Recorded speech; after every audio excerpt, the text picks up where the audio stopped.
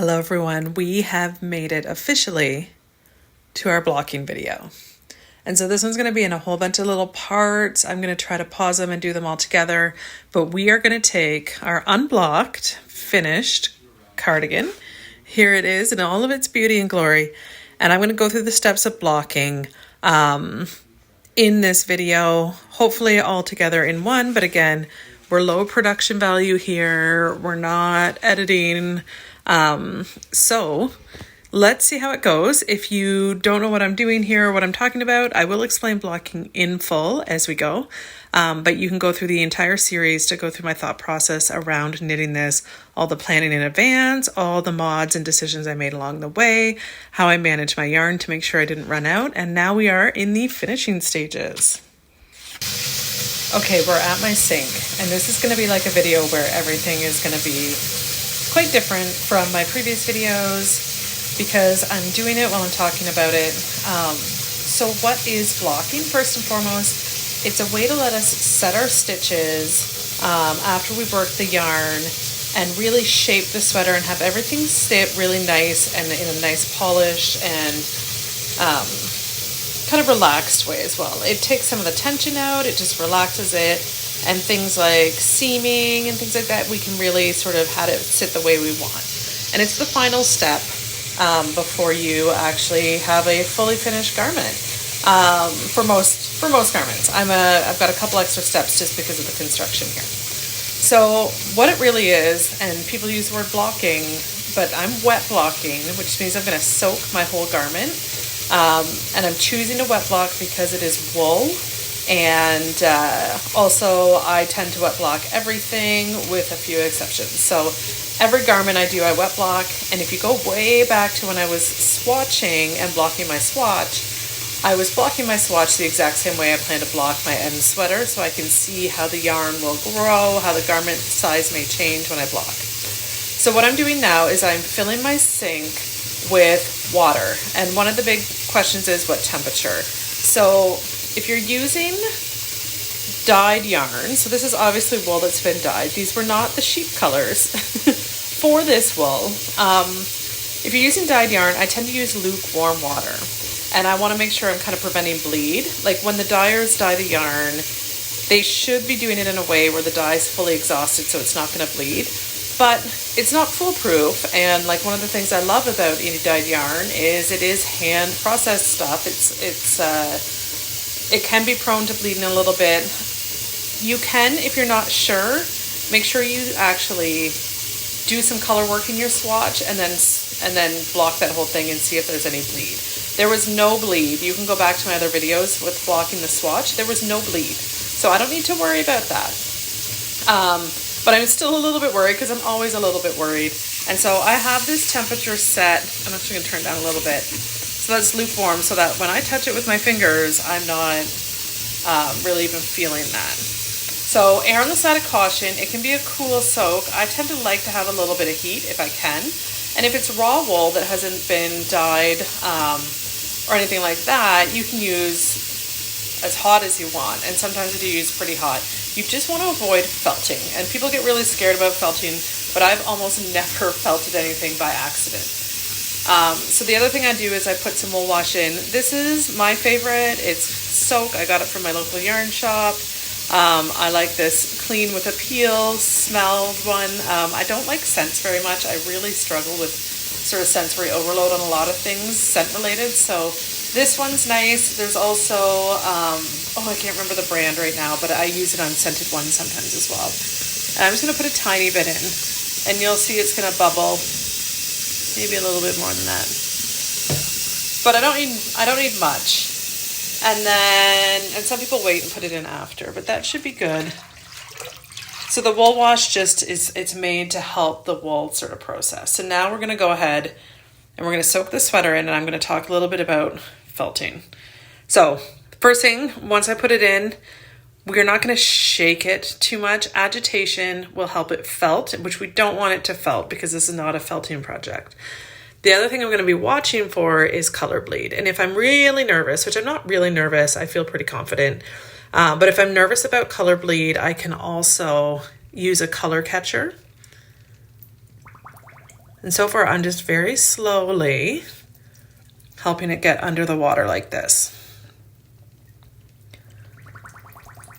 It's a little ASMR. I don't know if you can hear it because I've got headphones in to cancel out any other ambient noise going on. But the bubbles is a nice sound. It's a nice look too. So when people say blocking, I think some people get intimidated by it. You can do it in a bucket, you can do it in a sink, you can do it in a bathtub, you can do it kind of anywhere where you can just put water in. It literally means soaking. And typically I use a little bit of wool wash. It gives it a nice smell. And this is also how I wash my hand knits. Mainly because I primarily try to use non-superwash, which is what this yarn is, which is not chemically treated. So it is prone to felting when you wash it. But I'm being very delicate.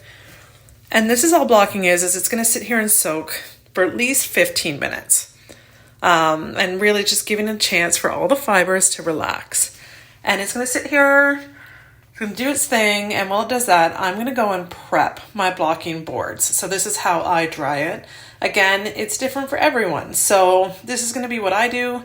And this is just my steps, part of my knitting process.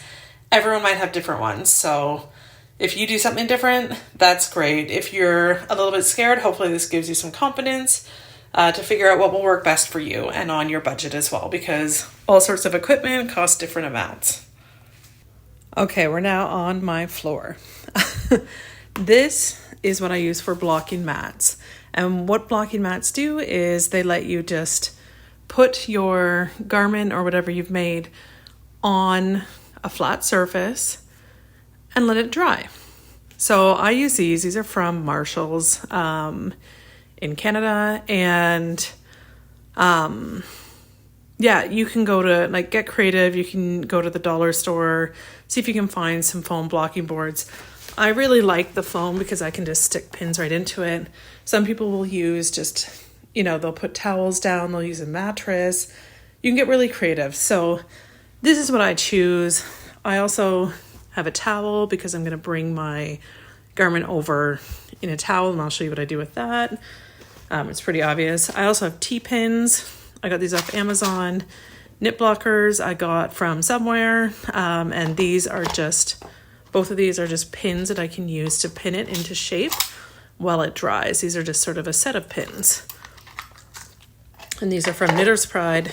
A measuring tape is important, and then I have written out here the measurements that are important for me for this garment specifically, and I have created these based on a combination of the schematic in the pattern, the size that I made, and my preference for how things fit my body. So this is very personal to me and not so much influenced by the pattern. I use the pattern schematics as guidelines. And again, if you want to see the pattern schematics, you can go ahead and buy that pattern from Andrew Mowry. And but this is my customized view of things. And this is the measurements that I'm going to be trying to block towards. And when I'm blocking, I'm going to be placing it down on here, and I'm going to be pinning it into a certain shape, or I could just lay it flat and smoosh it down in a certain way and not pin it. But I usually end up pinning to try to get really nice clean lines. So that's what I'm going to be doing. And I'll come back once the soaking in the sink has finished, which again, 15 to 20 minutes is usually what I end up doing. Okay, we're back. And again, this is probably a really choppy video all over the place. This has now been soaking for 20 minutes. It's not going to look any different, but what I'm going to do now is I'm going to pull it out of the water. I'm not going to wring it. I want to be gentle and avoid agitation. It's temperature changes and agitation that can cause felting with wool. But I'm going to squeeze water out like this. Then I'm going to place it onto this towel on the floor, and I'm going to roll it up, and I'm going to smush it with my feet, and I'll show you that part.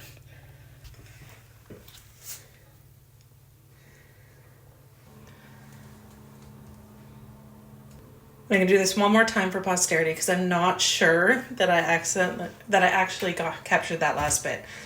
So I just rolled it up in this towel, and I'm gently pressing with my foot, which is a sandal tan, not just stripes of dirt. And that's just getting out some water without agitating it. Okay, so what I've done so far is what we call sort of smooshing. So I'm just kind of laying it flat And you can see I haven't smooshed this side over here, and it kind of just looks all over the place. You don't want these wrinkles and things. So some people just lay them out and may not even pin them. And I might become one of those people depending on how this goes. But basically, when you're smooshing, it's kind of going like this to make sure the stitches lay flat underneath and above. And also just making sure that everything is kind of lined up. So I'm going to finish my smooshing, and then I'm going to show you what it looks like. There's the smooshed half. There's the unsmooshed half. Then I'm going to start measuring based on what I've put together for myself and make adjustments and see if I even need to pin this. And if I don't need to pin it, that's great. And if I do, no problem, I am ready. Okay, and there we have it. It is now officially blocking. And really all that means is it's gonna air dry, and it's gonna air dry into shape. And the first time you do it, all we're really trying to do is sort of set it in motion. And then I'll do this every time I wash it, but I probably won't stretch it and pin it so much as just soak it and then let it dry, just lay it out flat to dry. So the things that I paid attention to a lot while I was blocking, I did pin because I haven't seamed the inside of these pockets yet. I'm going to block it into shape and it'll sit really nice.